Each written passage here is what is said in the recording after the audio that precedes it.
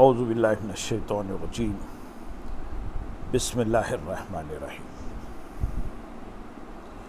حلال کی فضیلت، حرام کی برائی، حلال اور حرام کے درجات اور ان میں تقوی کے مراتب کا بیان۔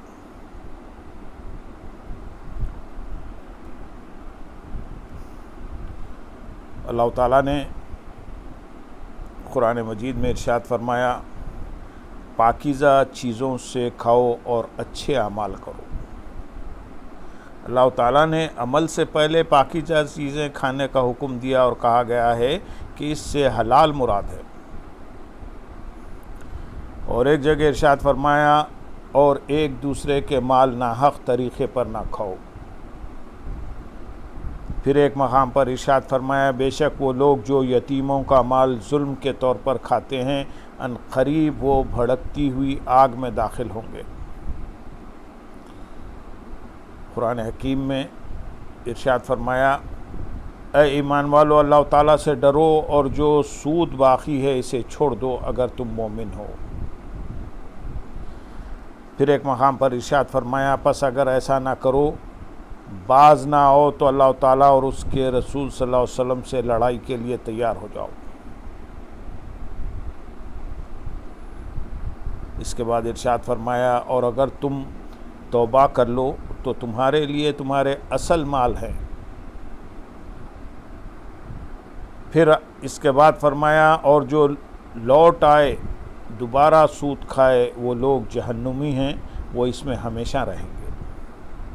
اللہ تعالیٰ نے سود کھانے والوں کو سب سے پہلے اپنے ساتھ لڑائی کا اعلان کیا اور آخر میں جہنم پر پیش ہونے والے قرار دیا۔ حلال و حرام کے سلسلے میں وارد آیات بے شمار ہیں، ہم یہاں مختصراً عرض کیا آپ کے سامنے۔ احادیث نبی صلی اللہ علیہ وسلم میں ہیں، حضرت عبداللہ بن مسعود رضی اللہ تعالیٰ عنہ نے نبی اکرم صلی اللہ علیہ وسلم سے روایت کیا، آپ صلی اللہ علیہ وسلم نے فرمایا، حلال رزق کی تلاش ہر مسلمان پر فرض ہے۔ حضور نبی اکرم صلی اللہ علیہ وسلم نے ارشاد فرمایا، طلب علم ہر مسلمان پر فرض ہے۔ تو بعض علماء اکرام نے فرمایا کہ اس سے حلال و حرام کا علم مراد ہے، اور انہوں نے دونوں حدیثوں کی مراد کو ایک ہی قرار دیا، یعنی حلال و حرام کے علم کی تلاش۔ نبی اکرم صلی اللہ علیہ وسلم نے ارشاد فرمایا، جو آدمی حلال مال سے اپنے اہل و عیال کے لیے کوشش کرتا ہے وہ اللہ تعالیٰ کے راستے میں جہاد کرنے والے کی طرح ہے، اور جو آدمی مانگنے سے بچنے کے لیے حلال دنیا تلاش کرتا ہے وہ شہداء کے درجے میں ہوتا ہے۔ حضور نبی اکرم صلی اللہ علیہ وسلم نے ارشاد فرمایا، جو آدمی 40 دن حلال رزق کھائے اللہ تعالیٰ اس کے دل کو روشن کر دیتا ہے اور اس کے دل سے حکمت کے چشمے اس کی زبان پر جاری کر دیتا ہے۔ ایک روایت میں ہے کہ اللہ تعالیٰ اسے دنیا سے بے رغبت کر دیتا ہے۔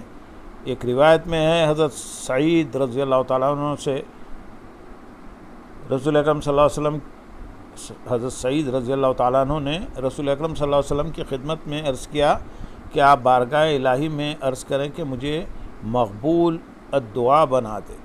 آپ نے فرمایا، اپنے کھانے کو پاکیزہ بناؤ، تمہاری دعا قبول ہوگی۔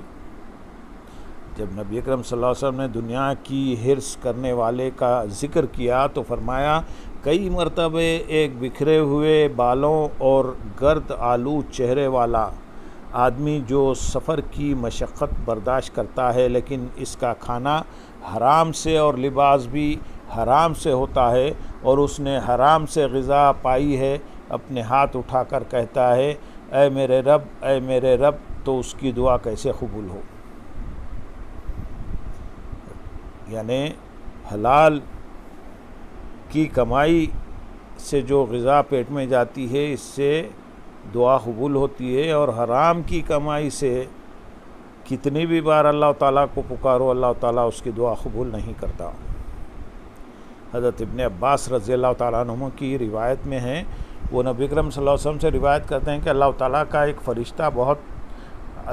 کا فرشتہ بیت المقدس پر مقرر ہے، وہ ہر رات پکارتا ہے کہ جو شخص حرام کھاتا ہے اس کے فرض اور نفل کچھ بھی قبول نہیں ہوتے۔ کہا گیا کہ لفظ صرف سے نفل اور لفظ عدل سے فرائض مراد ہے۔ نبی اکرم صلی اللہ علیہ وسلم نے فرمایا جو آدمی 10 درہم کے بدلے ایک کپڑا خریدے اور ان میں 1 درہم حرام کا ہو تو جب تک اس پر یہ کپڑا ہوتا اللہ تعالیٰ اس کی نماز کو قبول نہیں کرتا۔ آپ نے ارشاد فرمایا جو گوشت یعنی جسم حرام سے پروان چڑھتا ہے وہ جہنم کا زیادہ مستحق ہے۔ حضور نبی اکرم صلی اللہ علیہ وسلم نے ارشاد فرمایا جو آدمی اس بات کی پرواہ نہ کرے کہ اس نے کہاں سے کمایا تو اللہ تعالیٰ کو اس بات کی پرواہ نہیں کہ وہ اسے جہنم کے کس دروازے سے داخل کرے۔ آپ صلی اللہ علیہ وسلم نے ارشاد فرمایا عبادت کے 10 جز ہیں جن میں سے 9 طلب حلال سے متعلق ہیں۔ نبی اکرم صلی اللہ علیہ وسلم نے فرمایا جو آدمی رزق حلال کی طلب سے تھک کر شام کرے وہ رات یوں گزارتا ہے کہ اس کی بخشش ہو جاتی ہے اور صبح یوں کرتا ہے کہ اللہ تعالیٰ اس سے راضی ہوتا ہے۔ حضور نبی اکرم صلی اللہ علیہ وسلم نے ارشاد فرمایا جو آدمی گناہ کے ذریعے مال حاصل کر کے اس کے ذریعے صلہ رحمی کرتا ہے یا صدقہ کرتا ہے یا اللہ تعالیٰ کے راستے میں خرچ کرتا ہے تو اللہ تعالیٰ اس سب کو جمع کر کے جہنم میں ڈال دے گا۔ حضور نبی اکرم صلی اللہ علیہ وسلم نے ارشاد فرمایا تمہارا بہترین دین پرہیزگاری ہے۔ آپ نے یہ بھی ارشاد فرمایا جو آدمی اللہ تعالیٰ سے پرہیزگاری کی حالت میں ملاقات کرے گا اللہ تعالیٰ اسے تمام اسلام کا ثواب عطا فرمائے گا۔ ایک روایت میں ہے کہ اللہ تعالیٰ نے اپنی نازل کردہ کسی کتاب میں لکھا ہے کہ مجھے پرہیزگار لوگوں سے حساب لیتے ہوئے حیا آتی ہے۔ حضور نبی اکرم صلی اللہ علیہ وسلم نے ارشاد فرمایا سود کا 1 درہم اللہ تعالیٰ کے نزدیک اسلام کی حالت میں 30 زنا سے زیادہ سخت گناہ ہے۔ حضرت ابو ہریرہ رضی اللہ تعالیٰ عنہ کی روایت میں ہے کہ معدہ بدن کا حوض ہے اور رگیں اس کے پاس پیاس بجھانے جاتی ہے۔ جب معدہ صحیح ہوگا تو رگیں صحت کے ساتھ لوٹیں گی اور جب وہ بیمار ہوگا تو وہ بیمار کی حالت میں ہوگی۔ دین میں ایک لقمہ اس طرح ہے جس طرح عمارت کی بنیاد ہوتی ہے۔ جب بنیاد موجود اور مضبوط ہو تو عمارت سیدھی اور بلند ہوگی اور جب بنیاد کمزور ہوگی تو عمارت ٹیڑھی ہوگی اور گر پڑے گی۔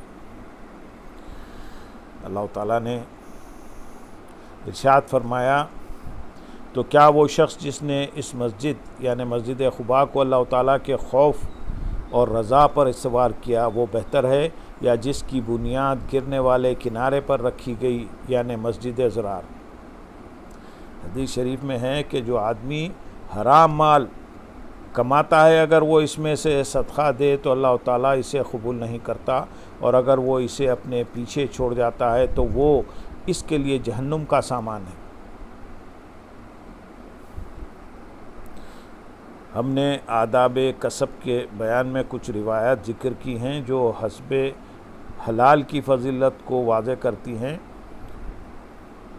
روایت ہے کہ حضرت صدیق اکبر رضی اللہ تعالیٰ عنہ نے اپنے غلام کی کمائی سے دودھ نوش فرمایا۔ پھر غلام سے پوچھا تو اس نے کہا میں نے ایک آدمی کے لیے کہانت کی تھی یعنی نجومیوں کی طرح جھوٹی خبریں بتانا کہانت ہے تو انہوں نے مجھے دیا ہے۔ یہ سن کر آپ نے اپنی انگلی کو منہ میں ڈال کر خے کر دی۔ راوی کہتے ہیں حتیٰ کہ میں نے خیال کیا کہ ان کی جان نکل جائے گی۔ پھر بارگاہ الہی میں عرض کیا یا اللہ جو کچھ رگوں نے اٹھایا اور آنتوں کے ساتھ مل گیا میں اس سے تیری بارگاہ میں عذر پیش کرتا ہوں۔ بعض روایت میں ہے کہ یہ بات رسول اکرم صلی اللہ علیہ وسلم کو بتائی گئی تو آپ نے فرمایا کیا تم نہیں جانتے کہ حضرت صدیق اکبر رضی اللہ تعالیٰ عنہ اپنے پیٹ میں پاکیزہ چیز کے علاوہ کچھ نہیں داخل کرتے۔ اسی طرح حضرت عمر فاروق رضی اللہ تعالیٰ عنہ نے غلطی سے صدقے کی اونٹنی کا دودھ پی لیا تو ہاتھ ڈال کر اسے خے کر دیا۔ حضرت عائشہ صدیقہ رضی اللہ تعالیٰ عنہ فرماتی ہیں تم افضل عبادت سے غافل ہو اور وہ پرہیزگاری ہے یعنی حرام سے بچنا ہے۔ حضرت عبداللہ بن عمر رضی اللہ تعالیٰ عنہ نے فرمایا اگر تم نماز پڑھتے پڑھتے کمان کی طرح جھک جاؤ اور روزہ رکھتے رکھتے چلا یعنی کمان کی تانت کی طرح کمزور ہو جاؤ تو یہ اسی صورت میں قبول ہوگا جب تم پرہیزگار ہو اور حرام سے بچنے والے ہو۔ حضرت ابراہیم بن ادھم رحمۃ اللہ علیہ فرماتے ہیں جس کو جو کمال ملا اس طرح ملا کہ اس نے جو کچھ پیٹ میں ڈالا سمجھ کر ڈالا۔ حضرت فضیل رحمۃ اللہ علیہ فرماتے ہیں جس آدمی کو یہ معلوم ہو کہ پیٹ میں کیا ڈالنا ہے اللہ تعالیٰ اسے صدیق یعنی سچا لکھ دیتا ہے۔ تو اے مسکین تمہیں دیکھنا چاہیے کہ تم کس کے پاس افطار کر رہے ہو۔ حضرت ابراہیم بن ادھم رحمۃ اللہ علیہ سے پوچھا گیا کہ آپ آب زمزم سے کیوں نہیں پیتے؟ تو انہوں نے فرمایا اگر میرے پاس اپنا ڈول ہوتا تو پیتا۔ اس زمانے میں آب زمزم ڈول سے نکالتے تھے، آج کل ایسا نہیں ہے۔ حضرت سفیان ثوری رحمۃ اللہ علیہ فرماتے ہیں جو شخص حرام مال میں سے اللہ تعالیٰ کی اطاعت میں خرچ کرتا ہے وہ اس طرح ہے جیسے کوئی شخص پیشاب کے ساتھ ناپاک کپڑے کو دھوتا ہے۔ ناپاک کپڑے کو صرف پانی پاک کر سکتا ہے اور گناہ کو صرف حلال مال زائل کر سکتا ہے۔ حضرت یحییٰ بن معاذ رحمۃ اللہ علیہ فرماتے ہیں اطاعت اللہ تعالیٰ کے خزانوں میں سے ایک خزانہ ہے مگر اس کی چابی دعا اور دانت حلال لقمہ ہے۔ حضرت ابن عباس رضی اللہ تعالیٰ عنہ فرماتے ہیں اللہ تعالیٰ اس آدمی کی نماز قبول نہیں کرتا جس کے پیٹ میں حرام غذا ہو۔ حضرت سہل تستری رحمۃ اللہ علیہ فرماتے ہیں جب تک بندے میں 4 خصلتیں نہ ہو وہ حقیقت ایمان تک نہیں پہنچ سکتا۔ فرائض کو سنت کے مطابق عطا کرنا، رزق حلال تقوی کے ساتھ کھانا، ظاہر و باطن میں ممنوعات شرعیہ سے بچنا اور ان باتوں پر موت تک صبر یعنی استقامت اختیار کرنا۔ اور انہوں نے فرمایا جو آدمی چاہتا ہے کہ اس پر سچے لوگوں کی علامات منکشف ہوں وہ صرف حلال کھائے اور سنت اور ضروری کاموں کے علاوہ کوئی کام نہ کرے۔ کہا جاتا ہے کہ جو شخص 40 دن شبہ والی چیز کھاتا ہے اس کا دل تاریک ہو جاتا ہے۔ اللہ تعالیٰ کے اس ارشاد گرامی کا یہی معنی ہے۔ ہرگز نہیں بلکہ ان کے دلوں پر ایمان کی یعنی حرام کمائی کا زنگ چڑھ گیا ہے۔ حضرت ابن مبارک رحمۃ اللہ علیہ فرماتے ہیں شبہ والا 1 درہم واپس لوٹانا مجھے 1 لاکھ درہم سے 6 لاکھ درہم تک صدقہ کرنے سے زیادہ پسند ہے۔ بعض بزرگ فرماتے ہیں کہ بندہ 1 لقمہ کھاتا ہے تو اس سے اس کا دل بگڑ جاتا ہے جس طرح چمڑا بگڑتا ہے اور وہ کبھی بھی اپنی حالت کی طرف نہیں لوٹتا۔ حضرت سہل رضی اللہ تعالیٰ عنہ فرماتے ہیں جو شخص حرام کھاتا ہے اس کے اعضاء گناہ میں مبتلا ہوتے ہیں، وہ چاہے یا نہ اسے علم ہو یا نہ، اور جس کا کھانا حلال ہو اس کے اعضاء عبادت میں مشغول ہوتے ہیں اور انہیں نیکیوں کی توفیق دی جاتی ہے۔ ایک بزرگ نے فرمایا کہ 1 لقمہ جسے بندہ حلال مال سے کھاتا ہے وہ اس کے تمام گزشتہ گناہوں کی مغفرت کا باعث بن جاتا ہے، اور جو آدمی طلب حلال کے لیے رسوائی کے مقام پر جاتا ہے اس کے گناہ درخت کے پتوں کی طرح گرتے ہیں۔ پہلے بزرگوں کی روایت میں ہے کہ جب کوئی واعظ کرنے بیٹھتا تو علماء فرماتے اس میں 3 باتیں نہیں ہونی چاہیے۔ اگر وہ بدعت کا عقیدہ رکھتا ہے تو اس کے پاس نہ بیٹھو کیونکہ وہ شیطان کی زبان سے بولتا ہے، اور اگر اس کا کھانا ٹھیک نہیں تو وہ خواہشات سے بولتا ہے، اور اگر اس کی عقل پکی نہ ہو تو اس کے کلام میں درستگی مقابلے میں خرابی زیادہ ہوگی، لہٰذا اس کے پاس بھی نہ بیٹھو۔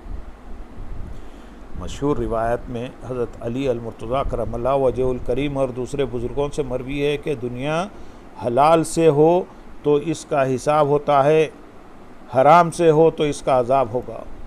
اور دوسروں نے اضافہ کیا کہ شبہ والی چیزوں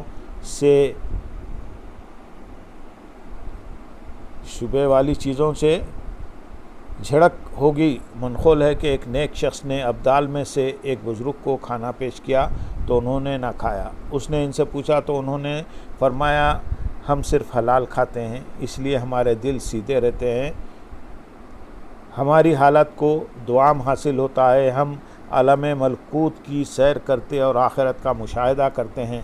اگر ہم 3 دن بھی وہ کچھ کھائیں جو تم کھاتے ہو تو علم یقین میں سے کسی چیز کی طرف نہ لوٹیں اور ہمارے دلوں سے خوف اور مشاہدہ ختم ہو جائے۔ ان سے ایک شخص نے عرض کیا کہ میں ہمیشہ روزہ رکھتا ہوں اور ہر مہینے میں 30 بار قرآن پاک ختم کرتا ہوں۔ تو اس بزرگ نے فرمایا کہ یہ مشروب جو تم دیکھ رہے ہو جسے میں رات کو پیتا ہوں، مجھے تمہارے اعمال سے 300 رکعت میں 30 بار قرآن پاک ختم کرنے سے زیادہ پسند ہے، اور ان کا مشروب جنگلی ہرن کا دودھ تھا۔ رزق حلال کی اہمیت بیان فرمائی۔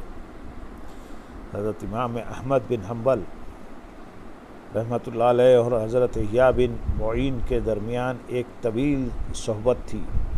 جب حضرت امام احمد بن حنبل رحمۃ اللہ علیہ نے ان کے سے سنا کہ وہ فرماتے ہیں میں کسی سے کچھ نہیں مانگتا، اور اگر مجھے شیطان بھی کوئی چیز دے دے تو کھا لیتا ہوں، تو حضرت امام نے ان سے علیحدگی اختیار کر لی، حتیٰ کہ حضرت یحییٰ بن معین نے معذرت پیش کی اور فرمایا کہ میں تو مزاح کر رہا تھا۔ انہوں نے فرمایا دین کے ساتھ مزاح کرتے ہو؟ کیا تم نہیں جانتے کہ کھانا کھانا دین سے ہے؟ اللہ تعالیٰ نے اس کو اعمال صالحہ پر مقدم فرمایا۔ ارشاد باری تعالیٰ ہے پاکیزہ چیزوں سے کھاؤ اور نیک اعمال کرو۔ ایک روایت میں ہے کہ توریت میں لکھا ہوا ہے جو شخص اس بات کی پرواہ نہ کرے کہ اس کا کھانا کہاں سے آیا، تو اللہ تعالیٰ کو بھی اس بات کی پرواہ نہیں کہ وہ اسے جہنم کے کس دروازے سے داخل کرے۔ حضرت علی المرتضیٰ رضی اللہ تعالیٰ عنہ کے بارے میں مروی ہے کہ وہ حضرت عثمان غنی رضی اللہ تعالیٰ عنہ کی شہادت اور دارالخلافہ کے لٹ جانے کے بعد وہی کھانا کھاتے جس پر آپ کی مہر ہوتی۔ آپ شبے سے بچنے کے لیے ایسا کرتے تھے۔ حضرت فضیل بن ایاز، ابن عینیہ اور ابن مبارک رحمۃ اللہ علیہم مکہ مکرمہ میں حضرت وہیب بن وردہ رحمۃ اللہ علیہ کے پاس جمع ہوئے تو انہوں نے تر کھجور کا ذکر کیا۔ حضرت وہیب نے فرمایا وہ مجھے تمام کھانوں سے زیادہ پسند ہے، لیکن میں اسے نہیں کھاتا کیونکہ مکہ مکرمہ کی کھجوریں زبیدہ وغیرہ باغوں سے مل گئی ہیں۔ حضرت ابن مبارک رحمۃ اللہ علیہ نے فرمایا اگر تم ایسی باتیں دیکھو گے تو تم پر روٹی کھانا دشوار ہو جائے گی۔ انہوں نے پوچھا اس کی کیا وجہ ہے؟ فرمایا اصل زمینیں ادھر ادھر کی زمینوں سے مل چکی ہیں۔ یہ سن کر حضرت وہب پر بے ہوشی طاری ہو گئی۔ حضرت سفیان رحمۃ اللہ علیہ نے فرمایا آپ نے اس شخص کو ہلاک کر دیا۔ حضرت ابن مبارک نے فرمایا میں نے تو ان پر آسانی پیدا کرنے کا ارادہ کیا تھا۔ جب انہیں ہوش آیا تو فرمایا اللہ تعالیٰ کے لیے مجھ پر لازم ہے کہ میں کبھی بھی روٹی نہ کھاؤں حتیٰ کہ اللہ تعالیٰ سے ملاقات کروں۔ وہ فرماتے ہیں کہ اس کے بعد وہ دودھ پیا کرتے تھے۔ ایک بار ان کی والدہ ان کے پاس دودھ لے کر آئیں تو انہوں نے استفسار کیا۔ ماں نے کہا یہ فلاں قبیلے کی بکری کا دودھ ہے۔ انہوں نے اس کی قیمت کے بارے میں پوچھا، نیز یہ کہ ان کے پاس یہ کہاں سے آئی؟ ماں نے بتا دیا۔ جب دودھ منہ کے قریب لے گئے تو فرمایا ایک بات رہ گئی، وہ کہاں چرتی ہے؟ ماں خاموش رہی تو انہوں نے دودھ نہ پیا کیونکہ وہ اس جگہ چرتی تھی جس میں مسلمانوں کا حق تھا۔ ماں نے کہا پیو، اللہ تعالیٰ تمہاری مغفرت فرمائے۔ حضرت وہب نے فرمایا مجھے یہ بات پسند نہیں کہ میں اس کو پیٹوں اور میری بخشش ہو، میں اس کو پیوں اور میری بخشش ہو، اس طرح میں گناہ کے ذریعے اس کی بخشش حاصل کروں۔ حضرت بشر حافی رحمۃ اللہ علیہ پرہیزگار لوگوں میں سے تھے۔ ان سے پوچھا گیا آپ کہاں سے کھاتے ہیں؟ انہوں نے فرمایا جہاں سے تم کھاتے ہو، لیکن جو کھائے روتا جائے وہ اس جیسا نہیں جو ہنستے ہوئے کھائے۔ نیز فرمایا میرا ہاتھ دوسروں کے ہاتھ کے نسبت چھوٹا ہے اور میرا لقمہ بھی دوسروں کے لقمے سے چھوٹا ہے، تو وہ لوگ شبے والی چیزوں سے اس طرح بچا کرتے تھے۔ اللہ تعالیٰ ہم سب کو نہ صرف اکل حلال کھانے کی توفیق عطا فرمائے بلکہ شبے والی چیزوں کو بھی چھوڑنے کی توفیق عطا فرمائے، جس طرح ہمارے بزرگان دین نے شبے والی چیزوں کو بھی چھوڑ دیا کرتا تھا۔ وآخر دعوانا الحمدللہ رب العالمین۔ سبحان ربک رب العزت عما یصفون وسلام علی المرسلین والحمدللہ رب العالمین۔ السلام علیکم ورحمۃ اللہ وبرکاتہ۔